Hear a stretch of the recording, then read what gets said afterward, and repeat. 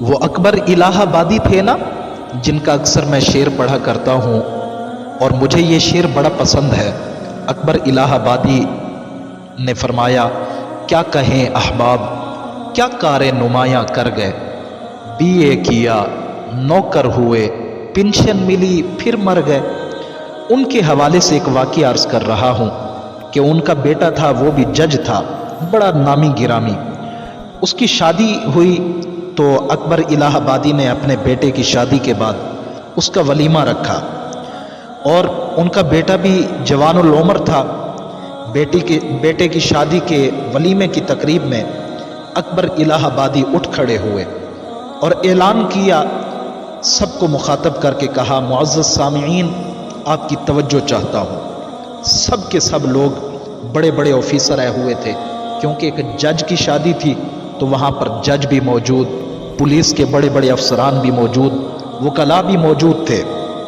اکبر الہ آبادی نے سب کو مخاطب کر کے کہا، میں اپنے بیٹے کو ایک تحفہ پیش کرنا چاہتا ہوں۔ لوگ بڑے حیران ہوئے اور سوچنے لگے کہ اتنا بڑا نامی گرامی شاعر اور حاکم وقت ہے تو ضرور کوئی بڑی سے بڑی شے اپنے بیٹے کو گفٹ کرے گا۔ ممکن ہے کوئی سونے کی انگوٹھی ہو، یا ڈائمنڈ کی انگوٹھی ہو، یا کوئی قیمتی گھڑی بھی ہو سکتی ہے، یا ممکن ہے کہ بہو کے لیے کوئی ڈائمنڈ سیٹ بھی انہوں نے لیا ہوا ہو۔ سب کے سب لوگ بڑی دلچسپی سے ایک دوسرے سے سرگوشی میں سوال کرنے لگے کہ آخر کیا ایسی قیمتی چیز ہو سکتی ہے جو اپنے بیٹے کو دینا چاہتے ہیں۔ اکبر الہ آبادی نے ایک گفٹ پیک اپنے بیٹے کی طرف بڑھایا اور بیٹے سے کہا کہ اسی محفل میں جہاں پر کھڑے ہو، ادھر کھڑے کھڑے اس کو کھولو۔ اکبر الہ آبادی کے بیٹے نے اس کو کھولنا شروع کیا۔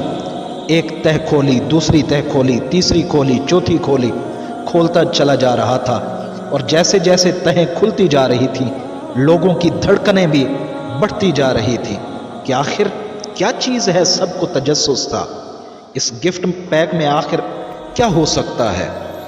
ان کے بیٹے نے بھی یقیناً دل میں سوچا ہوگا کہ ابو نے مجھے یقیناً کوئی قیمتی تحفہ دیا ہے، مگر حیرت کی انتہا نہ رہی جب آخری تہ کھولی تو اندر سے بچوں کے کھیلنے کا ایک چھوٹا سا کھلونا نکلا۔ دعوت پہ آئے لوگوں نے جب وہ کھلونا دیکھا تو سب کے سب کہا مار کے ہنسنے لگے۔ اکبر الہ آبادی کا بیٹا کہتا ہے کہ مجھے بھی کافی شرمندگی ہوئی کہ میری زندگی کا ایک یادگار دن ہے، اور اس ایک کھلونے کی وجہ سے میرے باپ نے میرا سارا موڈ ہی خراب کر دیا۔ لوگوں کے سامنے جگ ہنسی ہوئی، مگر بیٹا تھا خاموش ہو گیا۔ لوگ ہنسے، مسکرائے، انجوائے کیا، کھائے پیے اور چل دیے۔ وہ کہتا ہے کہ کچھ دنوں کے بعد اپنے بابا سے بات چیت چل رہی تھی، اکٹھے بیٹھے ہوئے تھے، تو میں نے اچانک کہا، ابو جی، ولیمے والے دن جو آپ نے مجھے کھلونا دیا تھا اس سے میری کافی بے عزتی ہوئی تھی۔ سب کے سامنے جگ ہنسی ہوئی تھی، لوگ ہنس رہے تھے کہ ایک باپ نے اپنے بیٹے کو ایک کھلونا چھوٹا سا تحفے میں دیا۔ اتنی بڑی تقریب اور شہر کے سب معزز ججوں کے سامنے آپ نے میری توہین ہی کر دی ابا جی۔ کہتے ہیں اکبر الہ آبادی مسکرائے اور شفقت سے، بڑے کمال سے، بڑی محبت سے بڑا خوبصورت جواب دیا۔ کہا، میرے بیٹے، میں تم کو ایک میسج دینا چاہتا تھا۔ جب تو بچہ تھا تب میں بہت غریب تھا، اور ایک دن میری جیب میں پیسے نہیں تھے۔ بازار سے گزرتے گزرتے تم کو یہ کھلونا پسند آ گیا تھا، اور تم نے اسی کھلونے کو خریدنے کا مطالبہ کیا تھا، جو کہ میں اس وقت تو پورا نہ کر سکا۔ تم اس دن اتنا روئے اور مجھ سے خفا ہو گئے کہ مجھ سے ایک ہفتہ مسلسل تم نے بات بھی نہیں کی تھی۔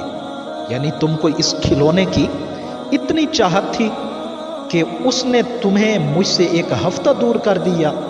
آج میں نے سوچا کہ تمہاری شادی کی تقریب ہے، لہٰذا تمہیں وہ بچپن والا کھلونا خرید کر دے دوں، اور تمہیں ایک سبق دوں، تمہیں سمجھاؤں کہ دیکھو بیٹا، بچپن میں اسی کھلونے کو خریدنا تمہاری سب سے بڑی آرزو تھی، لیکن جب جوانی میں پہنچے اور بھرے مجمع میں لوگوں کے سامنے تمہاری تمنا کو پورا کیا گیا۔ اب جب کہ میں نے تمہیں وہ کھلونا دیا تو تم خود ہی شرمندگی محسوس کرنے لگے، اگرچہ اس کھلونے کے لیے تم نے مجھ سے ایک ہفتہ بات چیت بھی نہیں کی تھی، مجھ سے خفا بھی ہو گئے تھے۔ تو میرے بیٹے، میرا میسج کیا ہے؟ اگر بچپن کی تمنائیں بندے کے سامنے جوانی میں کھولی جائیں تو بھرے مجمع میں بندے کو شرمندگی کا سامنا کرنا پڑ سکتا ہے۔ تو میرے بیٹے، جب جوانی میں کوئی ایسی آرزو اور تمنا کرو کہ اس تمنا کے کرنے سے تمہارا اللہ تم سے ناراض ہو جائے، ایسی تمنا میرے بیٹے ہرگز مت بنانا، ایسی سوچ ہرگز نہ بنانا کہ کل قیامت کے دن اللہ سارے دنیا کے سامنے، ساری کائنات کے سامنے بھرے مجمع میں کھڑا کر کے اس تمہاری آرزو کو کھول دے اور تم کو وہاں پر شرمندگی اٹھانی پڑے۔ یہ میری نصیحت ہے، اور اس نصیحت کو ہمیشہ یاد رکھنا میرے بیٹے۔